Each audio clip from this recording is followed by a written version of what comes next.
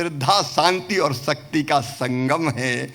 यहाँ बिहू की थिरकन और ढोल की थाप में जीवन का उल्लास और उमंग है। यहाँ लाचित बार फूकन के पराक्रम में पूर्वोत्तर का पौरुष और प्रखर राष्ट्रवाद है। क्या नहीं है असम में भारत का इतिहास। असम के अतीत और विरासत के बिना पूरा नहीं हो सकता। असम पूर्वोत्तर का प्रवेश द्वार ही नहीं, विकसित भारत के विकास का द्वार भी है। क्योंकि अपना असम संभावनाओं का वास्तुकार है, जो अवसर को उत्थान में बदलना जानता है। असम आकांक्षाओं के असीम आकाश में नई उड़ान भर रहा है। और इसलिए मैं कहता हूं, असम केवल भूभाग नहीं, भारत का भाग्य विधाता बनकर उभरा है। और इस असम की प्रगति और विकास का जो नया अध्याय हेमंत जी के हाथों लिखा जा रहा है, मुख्यमंत्री के रूप में प्रधानमंत्री श्रीमान नरेंद्र मोदी जी के आशीर्वाद से, मैं बधाई देता हूं हेमंत जी आपको। 5 वर्षों में असम में प्रतिदिन औसत 14 किलोमीटर सड़कों का निर्माण हुआ है, जो देश में सबसे ज्यादा है। असम नंबर 1 है। ग्रामीण विकास की योजनाओं में मैं आप सबसे कहना चाहता हूं, असम हिंदुस्तान में पहले स्थान पर है। असम नंबर 1 बन गया है। इसलिए मैं बधाई देता हूं। मैं इसलिए भी आपको अभिनंदन करना चाहता हूं कि 24,000 किलोमीटर से अधिक सड़कों का उन्नयन किया, अनेक पुलिया और पुल बनाए। माननीय भाइयों और बहनों, मैं ये भी कहना चाहता हूं, असम में पहले गरीबी कितनी थी? असम में मल्टी डायमेंशनल गरीबी 37% थी, जिसे घटाकर 14% करने का चमत्कार कर दिया गया इस सरकार में।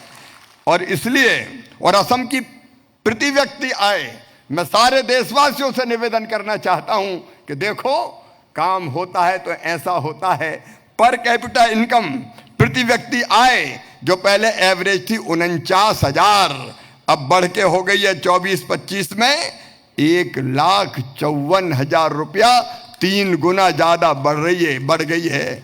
चाय से लेके चिप्स तक कोई क्षेत्र नहीं छोड़ा। क्योंकि देखिए, सवेरे सवेरे हर भारतवासी अगर उठता है तो सबसे पहले असम की बनी चाय से ही तो ताजगी पाता है। आधे से ज्यादा चाय हिंदुस्तान की उत्पादित करने का कोई काम करता है तो वो आसाम राज्य करता है। यहाँ की महान जनता करती है। और इसलिए केवल चाय में नहीं, अभी आलू की बात हो रही थी, पेप्सी के साथ मिलकर अभी एक MOU हुआ है, किसान आलू पैदा करे, खरीदने की गारंटी सरकार दे रही है कंपनियों को, ताकि आपकी आमदनी बढ़े। और इतनी चीजें होती है असम। असम का पाइनएप्पल, असम की हल्दी, असम के फल, असम की धान, असम की सरसों, असम के फूल, सचमुच में सब अद्भुत है। और आज मैं आपको ये निवेदन भी कर रहा हूं, माननीय मुख्यमंत्री जी, हमने वैज्ञानिकों की एक टीम और बनाई है। असम में खेती के क्षेत्र में, किसानों के कल्याण के क्षेत्र में अद्भुत काम कर रहा है। लेकिन असम की एग्रो क्लाइमेटिक कंडीशन को देखते हुए असम में और आधुनिकतम खेती किस किस की हो सकती है, कैसे हो सकती है, इसके लिए वैज्ञानिकों की और विशेषज्ञों की एक टीम असम सरकार के साथ मिलकर काम करेगी और असम की खेती के भविष्य के रोड मैप का निर्माण करेगी। FPO के भाइयों और बहनों, मैं आप सबको हृदय से बधाई देता हूं।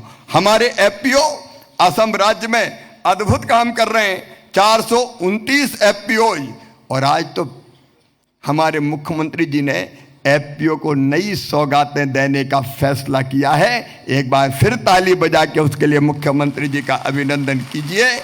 और इतना मैं आपका विश्वास दिलाता हूं कि भारत सरकार की ओर से आसाम के जितने FPO हैं, एक बार फिर उनके साथ मैं भी बैठूंगा और आगे कैसे भारत सरकार और अधिकतम सहयोग कर सकती है, इसका काम भी यहां किया जाएगा, ताकि आप तेजी से आगे बढ़े और तेजी से आपकी आमदनी बढ़ाने का काम हो सके।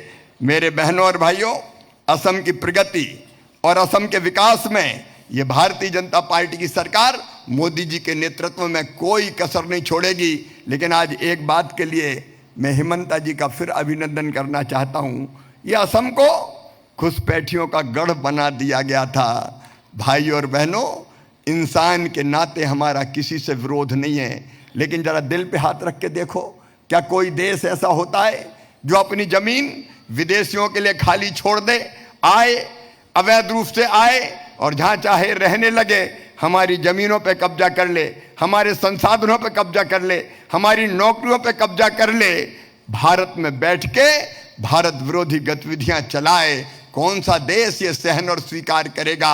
मुझे गर्व है यह कहते हुए कि हेमंता जी के नेतृत्व में घुसपैठ पूरी तरह से रोक दी गई है।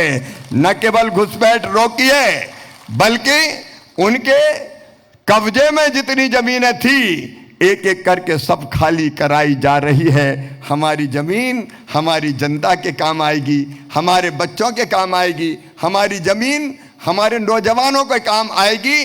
और ये संकल्प है कि एक एक घुसपैठिया बाहर निकाला जाएगा। आप बताओ, निकलना चाहिए कि नहीं निकलना चाहिए? जोर से बताइए, निकलना चाहिए कि नहीं? हमारे संसाधन हमारे लिए।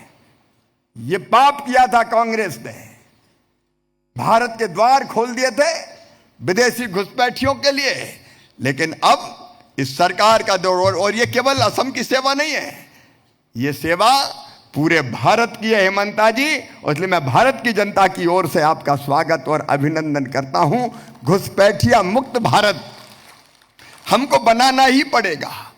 जहां तक प्रगति और विकास का सवाल है मेरे बहनों और भाइयों, पिछली सरकारों ने, कांग्रेस की, कभी विकास की तरफ ध्यान नहीं दिया। मनमोहन सिंह जी 10 साल भारत के प्रधानमंत्री रहे, असम से ही राज्यसभा के सदस्य थे और 10 बार भी आसाम नहीं आए, नॉर्थ ईस्ट नहीं आए। लेकिन हमारे प्रधानमंत्री नरेंद्र मोदी जी हैं, 80 से ज्यादा बार उन्होंने नॉर्थ ईस्ट का दौरा किया है। आज चारों तरफ बनती सड़कें देख लीजिए, पुल देख लीजिए, रेलवे लाइनें देख लीजिए। अब तो सेमीकंडक्टर जैसी फैक्ट्रियां, कोई कभी कल्पना करता था? केवल खेती नहीं, केवल ग्रामीण विकास नहीं, अब तो औद्योगिकरण।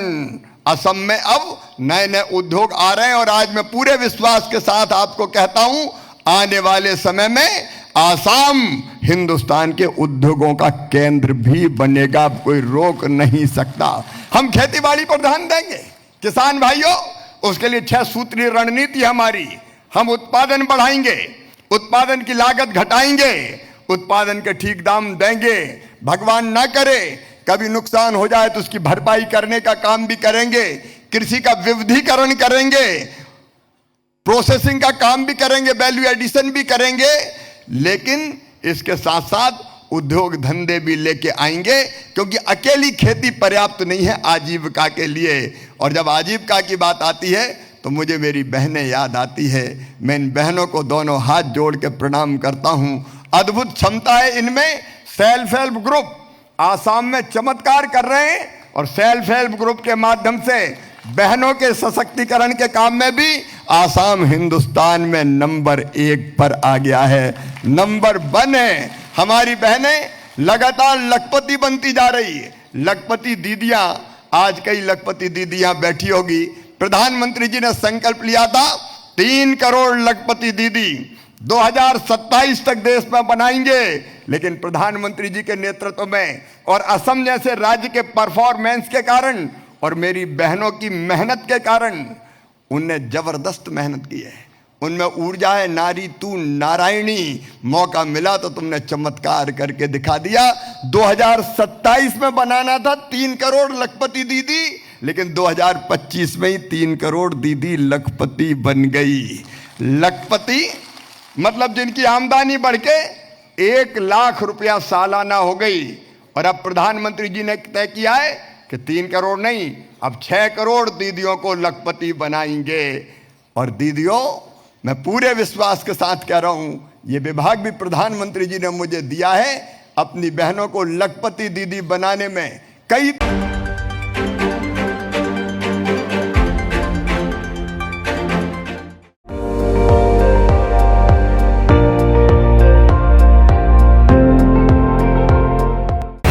আপুনি চাই আছে ND24 সৰ্বশ্ৰেষ্ঠ নহয় সৰ্বোত্তমৰ দৌৰত।